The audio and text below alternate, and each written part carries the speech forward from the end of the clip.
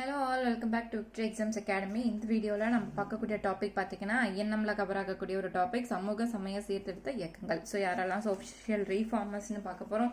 அதோட நம்ம பெண்களின் நிலை எப்படி இருக்குது, ஸோ பெண் விடுதலை போராட்டத்தில் பெண்களின் பங்கு என்ன, பெண்களின் நிலை என்ன அப்படிங்கிறதையும் இந்த வீடியோவில் நம்ம கண்டினியூஸாக பார்க்க போகிறோம். ஸோ இது பார்த்தீங்கன்னா உங்களுக்கு யூனிட் 6ல் உங்களுக்கு ஐஎன்எம் போர்ஷனில் கவர் ஆகுது. யூனிட் 3ல் உங்களுக்கு இந்த டாபிக் வராது. யூனிட் 6ல் அந்த சோஷியல் ரீஃபார்மர்ஸில் பார்க்க போகிறோம். ஸோ அதுக்காக இந்த வீடியோ. ஸோ இதோட வேட் ஸ்டடி எங்கே இருக்குது அப்படின்னு பார்த்தீங்கன்னா உங்களுக்கு ஸ்டாண்டர்ட் 8 to ஸ்டாண்டர்ட் 10லையும் இந்த வீடியோஸ் வந்து உங்களுக்கு கவர் ஆகுது. ஸோ ஸ்டாண்டர்ட் 10ல் பார்த்தீங்க அப்படின்னா ஸ்டாண்டர்ட் 10ல் உங்களுக்கு லெசன் 5லையும் ஸ்டாண்டர்ட் 8ல் உங்களுக்கு 8th லெசனாகவும் இந்த டாபிக் வந்து கவர் ஆகுது. இப்போ நம்ம இங்கே பார்க்க போகிறது ஃபர்ஸ்ட் ஸ்டாண்டர்ட் 10 பார்க்க போகிறோம். ஸ்டாண்டர்ட் 10ல் மிஸ் ஆன போர்ஷன்ஸ் மட்டும் நம்ம ஸ்டாண்டர்ட் 8ல் பார்க்க போகிறோம். ஸோ ஃபர்ஸ்ட் வங்காளத்தில் தொடக்க கால சீர்திருத்த இயக்கங்கள் என்னென்னலாம் வந்துச்சு அப்படின்னு பார்த்தா முதல்ல வர்றவர் ராஜாராம் மோகன் ராய் தான் வராரு. ஸோ ராஜாராம் மோகன் ராயும் அவர் ஆரம்பிச்ச பிரம்ம சமாஜ்யமும் தான் முதல்ல வரக்கூடியது. ஸோ ராஜாராம் மோகன் ராயோட ஆண்டுன்னு பார்த்தா 1772 1833 வரைக்கும் நம்ம ராஜாராம் மோகன் ராயோட சொல்லலாம். சோ இவர் கற்றறிந்த மொழிகள் அப்படின்னு பார்த்தா வங்காளம், சமஸ்கிருதம், அரபி, பாரசீகம், ஆங்கிலம் போன்ற மொழிகளை இவர் கற்றறிந்திருக்காரு. அடுத்து இவர் இந்த சமாஜத்தை ஆரம்பிக்கிறதுக்கு முக்கிய காரணம் என்னன்னா ராஜாராம் மோகன் ராய். சோ அவரோட அண்ணனோட இறப்புக்கு பிறகு அவருடைய மனைவி, அதாவது தன்னுடைய அண்ணி வந்து இந்த மாதிரி உடன்கட்டை ஏறுதல்ல எரிஞ்ச அந்த சம்பவத்தை கண்கூட அவர் வந்து பார்த்திருக்காரு. ஸோ அதனால இந்த பழக்கத்துக்கு இது வந்து ஒரு பேக்ரவுண்ட் ஹிஸ்டரி. ஸோ அதனால இது வந்து மெயினா வந்து பேன் பண்ணணும் அப்படிங்கிறதுக்காக இதை நிறுத்தியே ஆகணும் அப்படிங்கிற ஒரு கட்டாயத்துல இதை வந்து ஆரம்பிக்கிறாரு இந்த சமாஜத்தை. அப்ப இவர் வந்து இந்த பிரம்ம சமாஜத்தின் மூலியமா என்னென்ன இதெல்லாம் வந்து வச்சாங்க அப்படின்னு பார்த்தா உடன்கட்டை ஏறுதல், சதி அப்படிங்கிறத மறுக்கிறதையும், குழந்தை திருமணம், அதே போல பலதர மனம் வந்து செய்யறது, இதெல்லாத்தையுமே வந்து எதுக்கணும் அப்படிங்கிறது தான் இவங்களோட. ஸோ விதவை திருமணத்தை இவங்க வந்து விதவையா இருந்தா அதுக்கப்புறம் அவங்க மறுமணம் செஞ்சுக்கலாம் அப்படிங்கிறத இவங்க வந்து ஆதரிச்சிருப்பாங்க. அதே போல குழந்தை திருமணத்தையும் இவங்க வந்து மறுத்திருப்பாங்க. ஸோ விதவை திருமண கருத்துக்களை முன்வைத்தார். 1829 இவர் வந்து தலைமை ஆளுநர் வில்லியம் பென்டிக் வந்து தலைமை ஆளுநராக பதவியில் இருக்கும்போது 1829 சதி ஒழிப்பு திட்டம் அப்படிங்கிற ஒழிப்பு சட்டத்தை வந்து இயற்றியிருப்பாரு வில்லியம் பென்டிக். ஸோ அந்த சட்டம் வில்லியம் பென்டிக் இயற்றுவதற்கு மிக முக்கிய காரணமாக இருந்த ஒரு சீர்திருத்தவாதின்னு சொன்னால் நம்ம வந்து ராயை வந்து நம்ம சொல்லலாம். ராஜாராம் மோகன் ராய் 1828 வந்து இந்த பிரம்ம சமாஜத்தை நிறுவியிருப்பாரு. எங்க அப்படின்னு பார்த்தா கல்கத்தாவில் நிறுவியிருப்பாரு. ஸோ ஆகஸ்ட் 20 1828 பிரம்ம சமாஜ் நிறுவப்பட்டிருக்கும். ஸோ எந்த இடம்னா கல்கத்தாவில். ஸோ அந்த இடத்துல ஒரு கோவிலையும் நிறுவியிருக்காரு. ஸோ கல்கத்தாவில் ஒரு கோவிலையும் நிறுவியிருக்காரு அப்படின்னு சொல்றாங்க.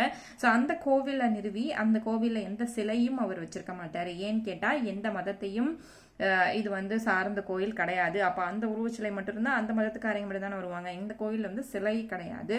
ஸோ இதை வந்து நம்ம ஏளனமாவோ இல்லை அவமதிக்கவோ இல்லை பேசக்கூடாது அப்படின்ட்டு அந்த கோயிலில் வந்து எழுதியும் வச்சிருக்காரு என்று அதில் ஒரு வாசகமும் எழுதி வச்சிருக்காரு. ஸோ இந்த கோவிலை எங்க 1828 ஆகஸ்ட் 20 கல்கத்தால ஒரு கோவிலை வந்து நிறுவியிருப்பாரு. ஸோ சிலை உருவம் இல்லாத கோயிலை அவர் வந்து நிறுவியிருப்பாரு. ஸோ அடுத்து பார்த்தீங்க அப்படின்னா ஸோ ராஜாராம் மோகன் ராய் 1833 வந்து இயற்கை ஏறாது. இவர் இறந்ததுக்கு அப்புறம் இந்த பிரம்ம சமாஜத்தை எடுத்து சென்றவர் அப்படின்னு பார்த்தா தாகூரின் தந்தை தேவேந்திரநாத் தாகூர்.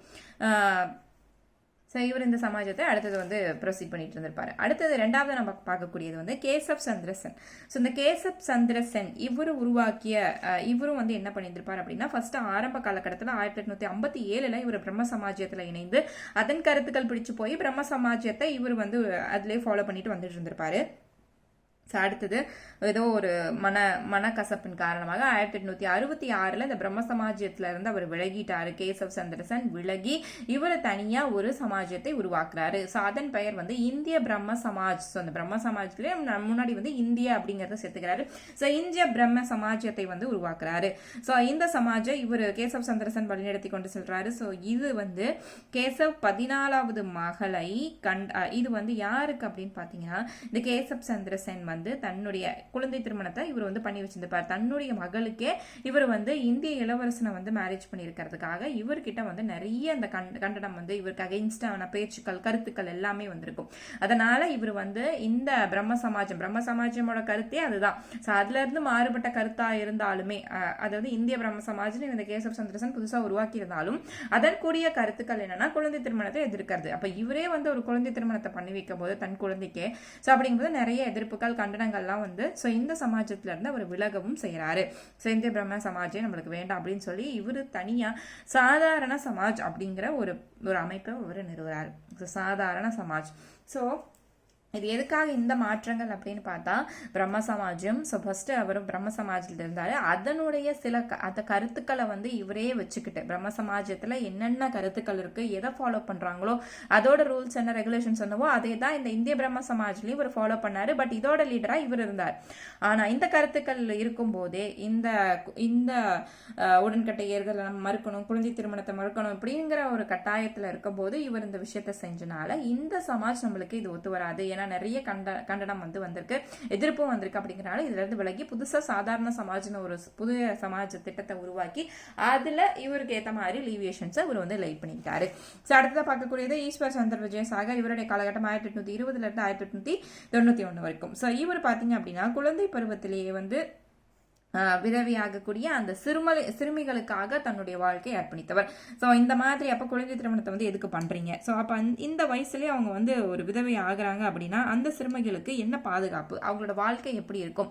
ஸோ அப்படிங்கிற அடிப்படையில ஸோ அவங்களோட வாழ்க்கையை அர்ப்பணிச்சு அதுக்காக நிறைய சீர்திருத்த இயக்கத்தை கொண்டு வந்திருக்காரு. 1856 மறுமண சீர்திருத்த சட்டம் வந்து நிறைவேற்றப்பட்டது. அதாவது விதவைகள் மறுமண சட்டம்.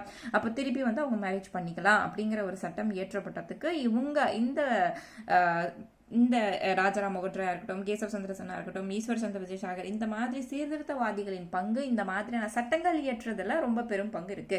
ஸோ அவங்களோட வற்புறுத்தல்னாலையும் அவங்களோட முயற்சியினாலையும் அவங்களுடைய போராட்டங்கள்னாலையும் நிறைய இது பார்த்துருப்பாங்க இல்லையா? ஸோ நிறைய மனு கொடுத்துருப்பாங்க, நிறைய போராடி இருப்பாங்க, நிறைய இழந்திருப்பாங்க, நிறைய வாட்டி ஜெயிலுக்கு போயிருப்பாங்க. இந்த மாதிரி நிறைய சாக்ரிஃபைஸ் பண்ணதுக்கு அப்புறம் அவங்களோட ஒரு தலைமையில இந்த மாதிரியான சட்டங்கள்லாம் வந்து இயற்றப்பட்டிருக்கு. அது அந்த வகையில முதல் வெற்றியா கொண்டாடப்படுவது வந்து விதவைகள் மறுமண சட்டம் 1856. அடுத்து பாத்தீங்கன்னா திருமண வயது சட்டம். சோ திருமண வயது சட்டம் 1860 இயற்றப்பட்டுச்சு. ஸோ இந்த வயது சட்டம் உங்களுக்கு டீச்சலாக 10th வந்து அதிகமாக கொடுக்கல. ஆனால் 8th இந்த வயது சட்டம், அதாவது எந்த வயசுலேருந்து எந்த வயசு வரைக்கும் எந்த ஆண்டில் இந்த ஆண்டில் வந்து 12 வயசு குழந்தை 12 வயசே மேரேஜ் பண்ணிக்கலான் இருந்திருக்கும். அடுத்த ஒரு ஆண்டில் வந்து 14 வந்திருக்கும், அடுத்தது வந்து 18 வந்திருக்கும். ஸோ அப்போ எந்த மாதிரியான மாற்றங்கள் இந்த திருமண சட்டம் வந்து வந்துச்சு அப்படிங்கறது உங்களுக்கு 8th உங்களுக்கு டீட்டெயிலாக கொடுத்துருப்பாங்க. அது நம்ம பின்னாடி இப்போ பார்க்க தான் போகிறோம். ஸோ அடுத்தது பார்த்தீங்கன்னா பிரார்த்தன சமாஜ். ஸோ பிரார்த்தன சமாஜ் எந்த பகுதியில? மகாராஷ்டிரா பகுதியில பம்பாயில 1867 நிறுவப்பட்டது. ஸோ இந்த சமாஜத்தை நிறுவியவர் அப்படின்னு பார்த்தோம்னா ஆத்மராம் பாண்டுரங் வந்து நிறுவிப்பாரு. இவரோட காலகட்டம் 1825 1898 என்று கருதப்படுது. அடுத்து இந்த சமாஜத்தின் 2 சிறப்புமிக்க தலைவர்கள் உறுப்பினர்கள் அப்படின்னு பார்த்தா ஆர்.சி. பண்டர்க், அதே போல நீதிபதி மகாதேவ் ரானடே, இவங்களதான் வந்து நம்ம சிறந்த உறுப்பினர்கள் அப்படின்னு சொல்றோம். இந்த மகாதேவ் ரானடே வந்து இவரு நிறுவிய அமைப்புகள் அப்படின்னு பார்த்தா ஸோ இவர் வந்து நிறைய அமைப்புகள் வந்து நிறுவியிருக்காரு. ஸோ அதுல இவர் வந்து விதவை மறுமண சங்கம் அப்படிங்கிற அமைப்பு இந்த மகாதேவ் கோவிந்த் ரானடேவோட சிறந்த ஒரு அமைப்புன்னு சொல்றாங்க. அது 1861 தொடங்கப்பட்டிருக்கு. அடுத்து பூனே சர்வஜனிக் சபா அப்படிங்கிறது 1870 இந்த மகாதேவ் கோவிந்த் ரானடே தொடங்கியிருக்காரு. அதே போல தக்கான கல்விக் கழகம் அப்படிங்கிறது 1884 இவர் வந்து தொடங்கியிருக்காரு. அடுத்து பாத்தீங்கன்னா சுவாமி தயானந்த சரஸ்வதி. ஸோ அவரோட ஆரிய சமாஜம். ஸோ தயானந்த சரஸ்வதினாலே ஆரிய சமாஜம் எந்த ஆண்டு 1875 வந்து தொடங்கப்பட்டிருக்கு. ஸோ இதை நிறுவியவர் சுவாமி தயானந்த சரஸ்வதிகள். ஸோ சரஸ்வதியோட ஆண்டு தயானந்தரோட ஆண்டு 1824 இருந்து 83 வரைக்கும் அப்படின்னு சொல்லலாம். ஸோ இவரோட கருத்தை வந்து போதிக்க பஞ்சாப்ல தங்கி ஒரு நூலை வந்து வெளியிட்டிருக்காரு. ஸோ இவரோட கருத்துக்களை போதிக்கிறதுக்காக பஞ்சாப்ல தான் வந்து இதை வந்து ஃபர்ஸ்ட் ஆரம்பிச்சிருக்காரு. இந்த ஆரிய சமாஜத்தை வந்து தொடங்கியிருக்காரு அப்படின்னு சொல்லலாம். ஸோ அந்த இடத்துல ஸோ இதனோட கருத்துக்களை எல்லாம் சேர்த்து ஒரு நூலா வெளியிட்டிருக்காரு. அந்த நூலின் பெயர் சத்யார்த்த பிரகாஷ் அப்படிங்கிறது. தயானந்த சரஸ்வதிகள் இந்த சமாஜத்தின் கருத்துக்கள், இதோட பிரின்சிபல்ஸ் என்ன, நாங்கள் இதை தான் ஃபாலோ பண்றோம் அப்படிங்கிற, எதுக்காக இந்த சமாஜம் உருவாக்கப்பட்டது அப்படிங்கிற நோக்கங்கள் எல்லாத்தையுமே தன்னுடைய கருத்துக்கள் மொத்தத்தையும் இந்த சத்யார்த்தி பிரகாஷ் அப்படிங்கிற நூல்ல அவர் வெளியிட்டிருக்காரு. இந்த சமாஜத்தின் கொள்கை என்னன்னா ஒரு கடவுள் வழிபாடு. அப்போ ஒரே ஒரு கடவுளை மட்டும்தான் வழிபடணும். உருவ வழிபாட்டை நிராகரித்தார். அதே போல வந்து பிராமணர் மேலாதிக்கம் செலுத்தும் சடங்குகளை எல்லாத்தையுமே மறுக்கிறது. இதுதான் வந்து இந்த சமாஜத்தின் கொள்கைகளாக விளங்கியிருக்கு. முக்கிய குறிக்கோள் என்னன்னா எதிர் மத மாற்றம் என்பதாகும். இந்த எதிர்மத மாற்றம் அப்படிங்கிறதுக்கு தான் என்ன சொல்றாங்க அப்படின்னா ஒரு இயக்கத்தை வந்து கொண்டு வராங்க, சுத்தி அப்படின்னு சொல்றாங்க. இந்த சுத்தி அப்படிங்கிறதோட பொருள் என்னன்னா சுத்திகரிப்பு சடங்கு அப்படிங்கிறது பொருளாம். ஸோ எதிர்மத மாற்றம் அப்படின்னா என்ன அப்படின்னு பார்த்தோம்னா இந்துக்களா இருந்தவங்க மேலாதிக்கத்தின் தாக்கத்தினால அது வந்து நிறைய கிறிஸ்டியன் மிஷனரிஸ்லாம் வந்தனால எல்லாருமே கிறிஸ்டியன்ஸாவோ இல்லை முகலாயர்கள் முகலாயர்களாவோ வேற மதத்துக்கோ மாறிய இந்தியர்கள் வந்து நிறைய பேர் இருந்தாங்க. ஸோ அவங்களெல்லாம் திருப்பி மீட்டா தன்னுடைய மதத்துக்கு, அதாவது மீண்டும் அவர்களுடைய பழைய மதத்திற்கு திருப்பி கொண்டு வருவதற்காக ஏற்படுத்திய ஒரு முக்கியமான சமாஜம் அப்படிங்கிறது தான் இவங்களோடது. அப்போ அந்த திருப்பி ரிட்டர்ன் பேக் ஆகிறது. ஸோ ஒரு இதுக்கு போயிட்டு ஸோ திருப்பி அவங்கள வந்து ரெனோவேட் பண்ணி சுத்திகரித்து தன்னுடைய முந்தைய இருந்த மதத்துக்கே திருப்பி கொண்டு வருது. இந்துவாவோ ஒரு முஸ்லீமா மாறி இருக்கவன திருப்பி ஹிந்துவா கொண்டு வரது. ஸோ இந்த முறைக்கு பேரு சுத்தி அப்படின்னு சொல்றாங்க. ஸோ சுத்திகரிப்பு சடங்கு அப்படின்ட்டு. அடுத்து பார்த்தீங்கன்னா பல ஆங்கில வேத பள்ளிகளையும் கல்லூரிகளையும் இந்த அமைப்பு உருவாக்கியது. அதுக்கு இந்த அமைப்பு நம்ம சிறந்த ஒரு வகையில நம்ம வந்து பேசப்படலாம். ஏன்னா இந்த அமைப்பின் மூலியமா நிறைய பேர் வந்து வேத பள்ளிகள் வேதங்களையும் அதே போல ஆங்கில கல்வியையும் இந்தியர்களுக்கு பெறுவதற்கு இந்த அமைப்பு ரொம்ப வந்து ஹெல்ப்ஃபுல்லா இருந்தது அப்படின்னு சொல்றாங்க. அடுத்து ராமகிருஷ்ண பரமஹம்சர். ஸோ இவர் ஃபர்ஸ்ட் ஆக்சுவலி ஒரு கோயிலோட ஒரு அர்ச்சகராக தான் இருந்தார். ஸோ இவருடைய காலம் அப்படின்னா 1836 1886 வரைக்கும். இவர் கல்கத்தா அருகே இருக்கக்கூடிய தட்சிணேஸ்வரம் அப்படிங்கிற ஒரு கோயிலில் இவர் வந்து அர்ச்சகராக பணியாற்றி இருந்திருப்பாரு. ஸோ கடவுள் காளியின் தீவிர பக்தரான ராமகிருஷ்ணர். ஸோ இவரோட கோட்பாடு என்ன அப்படின்னா ஜீவன் என்பதை இவர் சிவன் அப்படின்னு சொல்லுவார். ஒரு உயிர் அப்படின்னாலே அது வந்து சிவன் தான். அது வந்து சிவனோட சிலையை வச்சுதான் வழிபட்டாதான் அவர் சிவன் அப்படின்னு கிடையாது. ஸோ அந்த சிவன் அப்படிங்கிற கடவுள் உலகத்துல இருக்கக்கூடிய எல்லா உயிர்களிலும் ஜீவித்திருக்காரு. ஸோ அப்போ அதை தான் வந்து இவரோட கோட்பாடு. அப்போ வாழ்கின்ற அனைத்து உயிர்களும் இறைவனே அப்படிங்கிறது தான் இந்த ராமகிருஷ்ணனோட கோட்பாடு. மனிதர்களுக்கு செய்யும் சேவை, அப்போ ஒவ்வொரு உயிர்களுக்கும் செய்யக்கூடிய நம்ம சேவை வந்து கடவுளுக்கே நம்ம வந்து செய்யக்கூடிய சேவை போல கருதணும் அப்படிங்கிறது தான் இந்த மிஷனுடைய கோட்பாடாக இருந்துச்சு ராமகிருஷ்ணரோடது.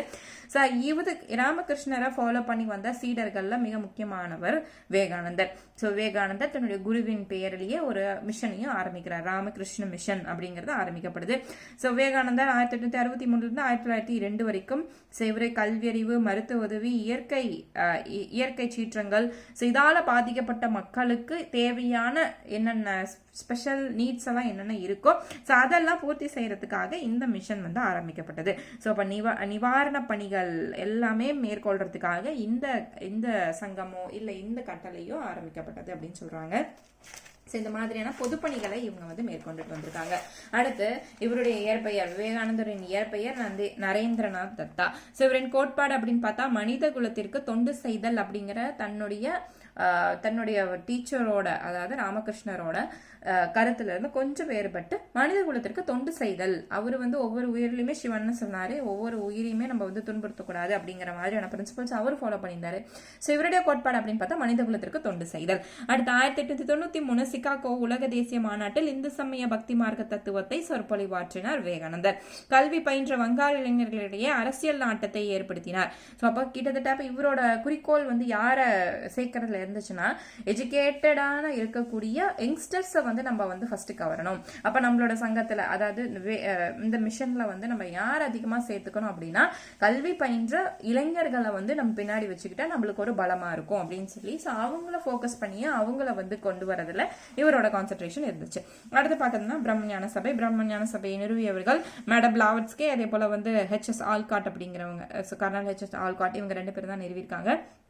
நிறுவிய ஆண்டு 1875 அமெரிக்காவில் ஃபர்ஸ்ட் நிறுவப்பட்டிருக்கும். அதே போல வந்து சென்னையில் அடுத்து செகண்ட் அமைப்பு வந்து சென்னையில் வந்து நிறுவப்பட்டிருக்கும். இந்த அமைப்பு சென்னைக்கு மாற்றப்பட்டது. எந்த இடத்துலனா அடையாறு பகுதியில் இந்த அமைப்பு மறுபடியும் நிறுவப்பட்டது. அங்கிருந்து இங்க மாற்றப்பட்டதுன்னு சொல்றாங்க. இந்து உபநிடதங்கள், பகவத்கீதை படிக்க இச்சபை உற்சாகமூட்டியது. ஸோ இதோட மெயின் ஃபோக்கஸ் என்னன்னா இது ரெண்டும், உபநிடதங்கள் மற்றும் பகவத்கீதையை படிக்கிறதுக்கு இந்த சபை வந்து ரொம்ப பிரம்மஞான சபை வந்து ரொம்ப ஆர்வம் காட்டுச்சு. ஸோ இந்தியாவில் பௌத்தம் புத்துயிர் பெறுவதற்கு இந்த சபை வந்து ரொம்ப ஒரு பெருமுதவியா இருந்துச்சு. அடுத்து ஆல்காட் வந்து இறந்ததுக்கு அப்புறம், அவரோட இறப்புக்கு அப்புறம் அன்னி பெசன்ட் வந்து தலைவராக பொறுப்பேற்கிறாங்க. இந்த அன்னி பெசன்ட்டோட டியூரேஷன் அப்படின்னு பார்த்தீங்கன்னா 1947 இருந்து 1933 இவங்களோட பிறப்பு மற்றும் இறப்பு. ஸோ அன்னி பெசன்ட் அம்மையார் வந்து ஆல்காட்டின் இறப்புக்கு அப்புறம், அவரோட டெத்துக்கு அப்புறம் இந்த அம்மா வந்து என்ன பண்றாங்கன்னா இவர் தலைமை பொறுப்பை ஏற்கிறாங்க. தன்னாட்சி இந்தியாவிற்கு வழங்கப்பட வேண்டும் அப்படிங்கறத இந்த சபையோட ஒரு முக்கியமான குறிக்கோளா இருந்துச்சு. ஸோ இந்தியாவுக்கு தன்னாட்சி, சுதந்திரம், அந்த சுதந்திரம் தான் வந்து தன்னாட்சி அப்படிங்கிற பெயர்ல முன்னாடி வந்து சொல்லிட்டு இருந்தாங்க. ஸோ இந்த சபையின் கருத்துக்களை பரப்புவதற்காக இந்த சபையால் உருவாக்கப்பட்ட நியூஸ் பேப்பர்ஸ் அப்படின்னு நம்ம பார்த்தோம்னா இந்தியா, ஸோ நியூ இந்தியா அப்படிங்கிற இதழும், அதே போல காமன்வெல்த் அப்படிங்கிற இதழும் இந்த சபையின் கருத்துக்களை பொதுமக்களிடம் கொண்டு சேர்க்கறதுக்கு அவங்க உருவாக்கிய நடத்திய பத்திரிகைகள் அப்படின்னு சொல்லலாம். அடுத்து பாத்தீங்கன்னா ஜோதிபா பியூலே. ஸோ இது வந்து சாதி எதிர்ப்பு இயக்கங்கள் அப்படின்னு சொல்றதுல ஃபர்ஸ்ட் நம்ம பார்க்கக்கூடியது ஜோதிபா பியூலே ஆரம்பிச்ச இயக்கம் சத்யசோதக் சமாஜ் அப்படிங்கிற சமாஜத்தை இவங்க வந்து ஆரம்பிச்சிருப்பாங்க. ஜோதிபா பியூலே 1827 வந்து மகாராஷ்டிர மாநிலத்தில் வந்து பிறந்திருப்பாங்க. 1852 ஒடுக்கப்பட்டோருக்கான முதல் பள்ளியை பூனாவில் திறந்து வச்சிருப்பாங்க. இவங்க இந்த ஜோதிபா பியூலேவும் இவங்க ரெண்டு பேரும் ஹஸ்பண்ட் அண்ட் ஒய்ஃப் ரெண்டுமே சேர்ந்து இந்த சமாஜத்தை நடத்தி வந்திருக்காங்க. சத்யசோதக் சமாஜ் அப்படிங்கிறதுக்கான பெயர் பொருள் என்ன அப்படின்னு பார்த்தா சத்தியம் அப்படின்னாலே உண்மை. அப்ப உண்மை நாடுவோர் சங்கம், ட்ரூத் சீக்கர் சொசைட்டி அப்படின்னு ஆங்கிலத்தில் சொல்லலாம். குழந்தை திருமணத்தை எதிர்த்தால் இவங்க வந்து எதிர்த்தது வந்து எதுனா குழந்தை திருமணம், மெயினா வந்து எதிர்த்தது குழந்தை திருமணம், அதே போல விதவை மறுமணத்தை ஆதரித்தல் அப்படிங்கிற இந்த 2 பாயிண்ட்டை ஃபோக்கஸ் பண்ணி இந்த சங்கம் வந்து நடந்துட்டு இருந்திருக்கு. அடுத்து பெற்றோரில்லா குழந்தைகளுக்கென்று விடுதிகளை ஏற்படுத்தி கொடுத்திருக்காங்க இந்த ஜோதிபா பியூலே. அதே போல பாத்தீங்க அப்படின்னா விதவைகளுக்கும் காப்பகம் வந்து அமைச்சு கொடுத்திருக்காங்க. அப்போ யாருமே வந்து ஒரு ஆர்ஃபனா இல்லாம அவங்களோட லைஃப் செக்யூர்டா இருக்கிறதுக்காக இந்த அமைப்பு, அதாவது சத்யசோதக் சமாஜ் பேரில் ஜோதிபா பியூலே ரொம்ப வேலை பார்த்திருக்காங்க. அடுத்து இந்த பூலேவோட ஒரு இம்பார்ட்டன்ட் ஒர்க் என்ன அப்படின்னா குலாம்கிரி. இந்த குலாம்கிரி அப்படிங்கிறதோட தமிழாக்கம் என்ன அப்படின்னு பார்த்தா அதோட தமிழ் பொருள் என்னன்னா அடிமைத்தனம். இந்த நூல் வந்து இவங்களோட ஒரு ஃபேமஸான ஒரு ஒர்க் அப்படின்னு சொல்லலாம். அடுத்து 2ஆவதா பார்க்கக்கூடியது நாராயண குரு. இது வந்து சாதி எதிர்ப்பு இயக்கங்கள். இது எதனால இந்த சாதி எதிர்ப்பு இயக்கம் அப்படின்னு வந்துச்சுன்னா அந்த இயக்கம் அந்த சாதிகள்ல நடக்கக்கூடிய பிரச்சனைகளை களைவதற்காக அந்த சாதி மக்களுக்கென்று உருவாக்கப்பட்ட இயக்கம் அப்படின்னு சொல்லலாம். அப்படி பார்க்கும்போது இது வந்து இதுவுமே வந்து ஒவ்வொரு இயக்கத்தை, ஒவ்வொரு சாதியை வந்து அடிப்படையாக கொண்டது. அப்படி இருந்தாலுமே இது எல்லாமே ரீஃபார்ம் மூமெண்ட்ஸ் தான். முன்னாடி பார்த்தது எல்லாமே எல்லா ஜாதிக்கும் பொதுவானது, இந்தியர்கள் அனைவருக்கும். அதனாலதான் வந்து கோவில்ல வந்து எந்த சிலை இல்லாம அவர் வந்து வச்சு ஒரு கோவில் வந்து உருவாக்கியிருப்பாரு ராம்மோகன் ராய். அது போக இது வந்து சாதி எதிர்ப்பு இயக்கங்கள். அப்ப இதுல வந்து என்னன்னா இது எதுக்காக இதெல்லாமே சாதி எதிர்ப்பு இயக்கத்துக்கு கீழே இவங்களெல்லாம் நம்ம சொல்றோம்னா இந்த சாதி மதம் அப்படிங்கிறது மனிதரை பிரிப்பதற்கான ஒரு விஷயங்கள். அப்போ முக்கியமா அப்ப நீங்க 2 விஷயத்த குழப்பிக்க கூடாது. நம்ம பின்னாடியே ஒரு இது பார்ப்போம். அதுல பாத்தீங்க அப்படின்னா உங்களுக்கு மதசார்பு அரசு அப்படிங்கிறது நம்ம வந்து பாலிட்டியில வந்து பார்ப்போம். அதுல பாத்தீங்க அப்படின்னா மதசார்பு அரசு அப்படின்னா அந்த மதத்துக்கென்றே உருவாக்கப்பட்ட அரசு. ஆனா இந்த இயக்கங்கள் எல்லாமே என்ன அப்படின்னு பார்த்தோம்னா மதம் அப்படிங்கிறது ஒரு மனிதனை பிரிக்கிற வகையில இருக்கக்கூடாது. அப்போ எல்லாருக்குமே விதவை மறுமணம் அப்படிங்கும் போது அது வந்து இந்த மதத்துல இருக்கவங்களுக்கு மட்டும்தான் அது அப்படிங்கறதுலாம் கிடையாது. எல்லாத்துக்குமே காமனா தான் இதெல்லாம் இது பண்ணாங்க. இந்த இயக்கங்கள், இந்த ஜோதிபா பியூலேவா இருக்கட்டும், நாராயண குருவா இருக்கட்டும், ஐயன் காளியா இருக்கட்டும், இவங்க எல்லாமே ஒரு சாதியை மற்றும் ஃபாலோ பண்ணணும் அப்படின்னு சொன்னது கிடையாது.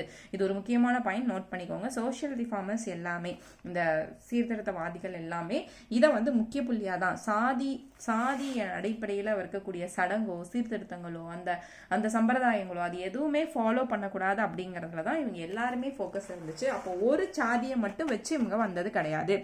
ஜோதிபா பியூலே வந்து இப்போ ஹிந்துஸ்க்காக தான் போராடுறாங்க அப்படிங்கிறது கிடையாது. எல்லாத்துக்குமே காமனா எந்த ஒரு ரிச்சுவல்ஸும் எந்த ஒரு ரைட்ஸையும் எதுவுமே ஃபாலோ பண்ணக்கூடாது. இப்போ ஹிந்துசம் வந்து ஒரு சில சடங்குகள்லாம் வந்து ஃபாலோ பண்றாங்க அப்படின்னா அது எதுவுமே அந்த சாதியும் தேவையில்லை, அந்த சடங்குகளும் தேவையில்லை அப்படிங்கறது அந்த ரிஃபார்ம் மூவ்மெண்ட்ஸோட முக்கிய கொள்கையா இருந்துச்சு. அந்த வகையில 2ஆவதா பாக்குறது நாராயணகுரு. இவர் வந்து கேரளால மலையாளம், சமஸ்கிருதம், தமிழ் கற்ற ஒரு அறிஞரா வந்து திகழ்ந்திருப்பாரு. இவர் உருவாக்கிய அமைப்பு ஸ்ரீ நாராயண தர்ம பரிபாலன யோகம் அப்படிங்கிற ஒரு அமைப்பை கேரளால நாராயணகுரு தொடங்கி இருந்திருப்பாரு.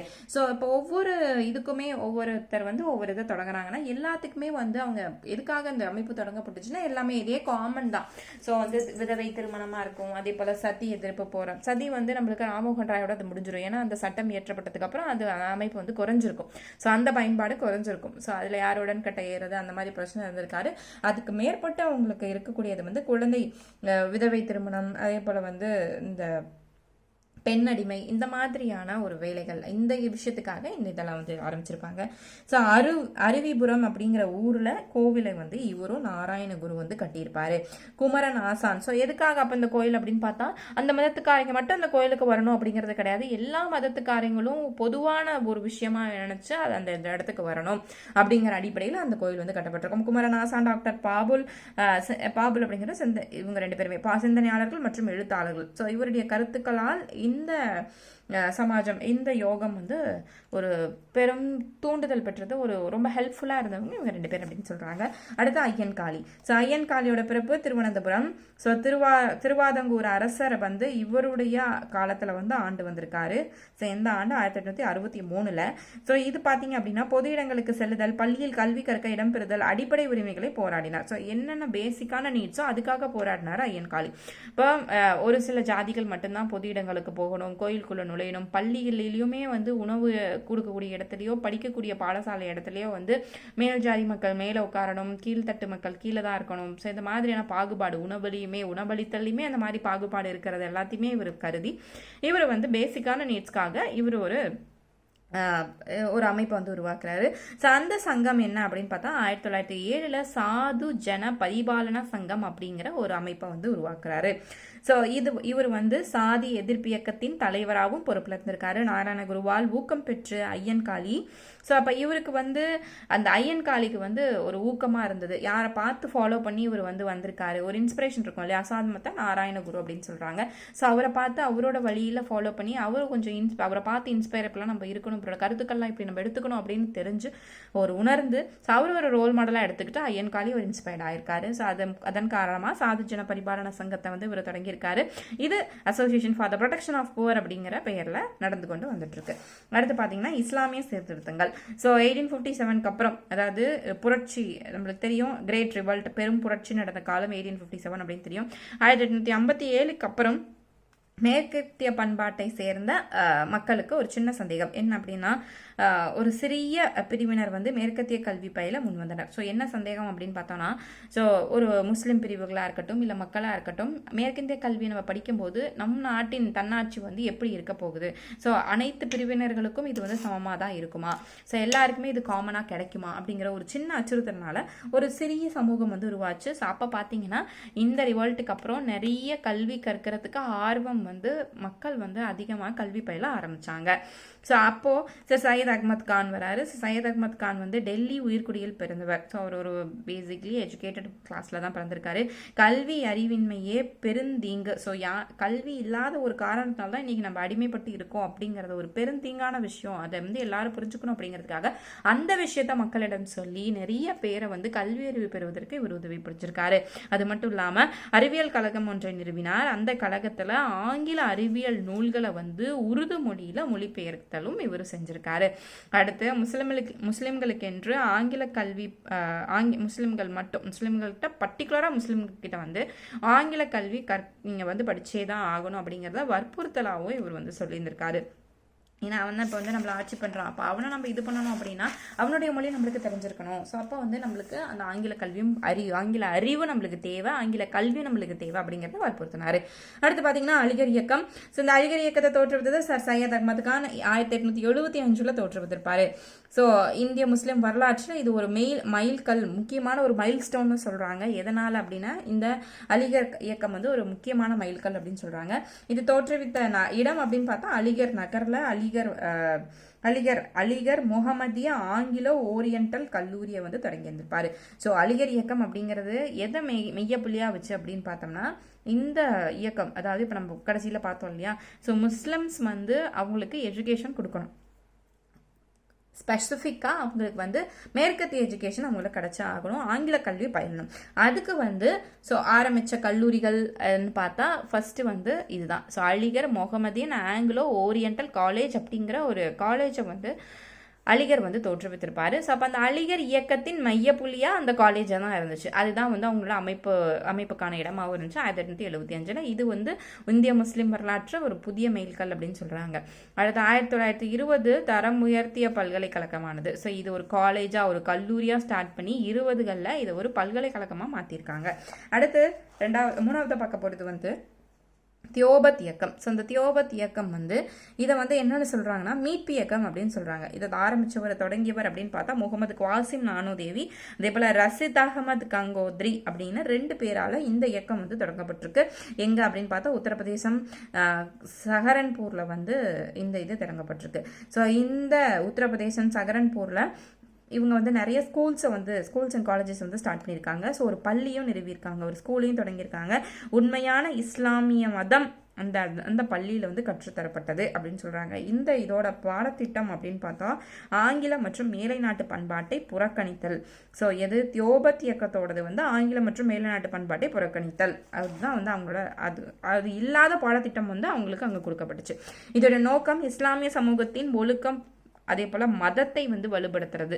ஸோ இதை 2ஐயும் தான் மீட்டெடுத்தல். அப்போ நம்ம ஏற்கனவே பார்த்தோம் மீட்டெடுக்கும் இயக்கம். எதை மீட்டெடுக்கணும்? இஸ்லாமிய மதத்தை, ஒரு பியூர் ஒரு முஸ்லீமாக இருக்கணும் அவங்களுக்கு என்னென்னலாம் ஃபாலோ பண்ணுமோ அதை. அப்போ ஒழுக்கம் மற்றும் அவங்களோட மதத்தை வந்து மீட்டெடுத்தல் தான் வந்து இந்த சமூகத்தின் நோக்கமாக இருந்துச்சு. மௌலானா முகமது உல் ஹசன் தியோபந்தின் புதிய தலைவராக பொறுப்பேற்கிறாரு. ஸோ இவர் வந்து பார்த்தீங்கன்னா இவரோட தலைமையில் இயங்கிய அவை அப்படின்னு பார்த்தா ஜமைத்துல் உலோமா அப்படிங்கிற ஒரு அவை வந்து முகமது உல் ஹசனால் இயக்கப்பட்ட ஒரு அவை.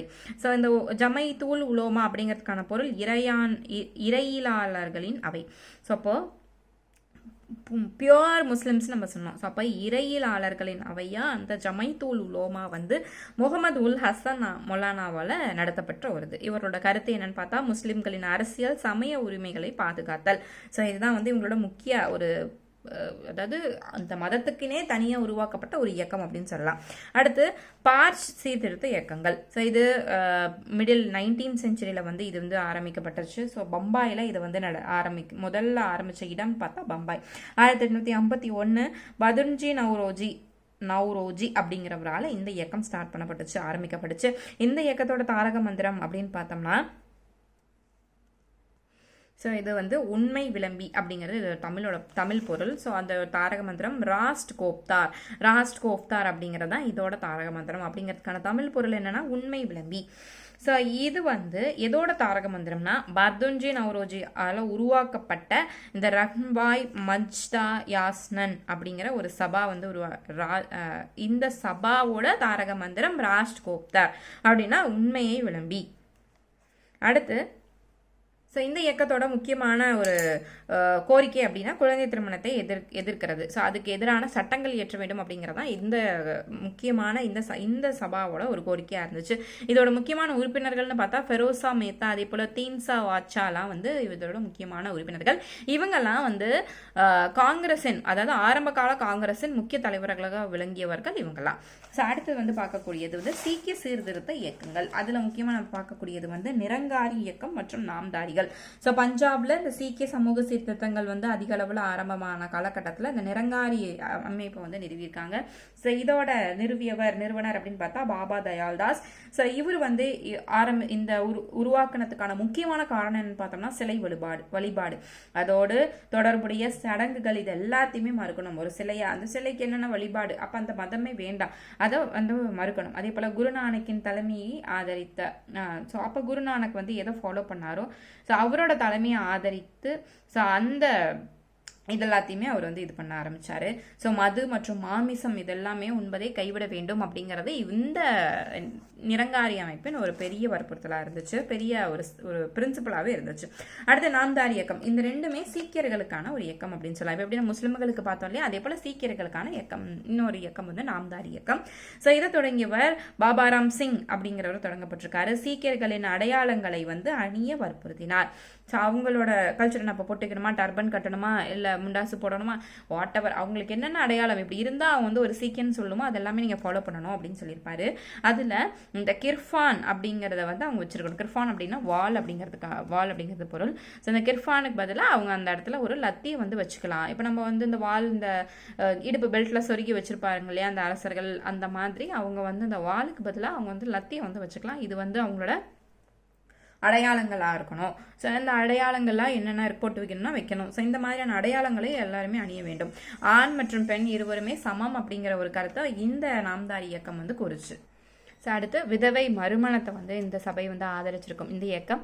அதே போல் வரதட்சணை முறையை வந்து இவங்க தடை செய்யணும் அப்படிங்கிறது இவங்களோட ஒரு கோரிக்கையாக இருந்துச்சு. சிங் சபா அமைப்பு அமிர்தசரஸில் நிறுவப்பட்டது. இந்த சிங் சபா அமைப்பு அப்படிங்கிறது சீக்கிய மதத்தின் புனிதத்தை மீட்டெடுப்பது. இப்போ எப்படி முஸ்லீமோட புனிதத்தை மீட்டெடுப்பதற்காக இந்த ஒழுக்கம் மற்றும் மதம் மீட்டெடுப்பு அப்படின்னு சொல்லி சொன்னோம். ஸோ அதுக்காக தியோபத் இயக்கம் தொடங்கப்பட்டுச்சு. அதே போல் சீக்கியர்களின் புனிதத்தை மீட்டெடுப்பதற்காக இந்த சீக்கிய அமைப்பு சிங் சபா அமைப்பு வந்து தொடங்கப்பட்டுச்சு.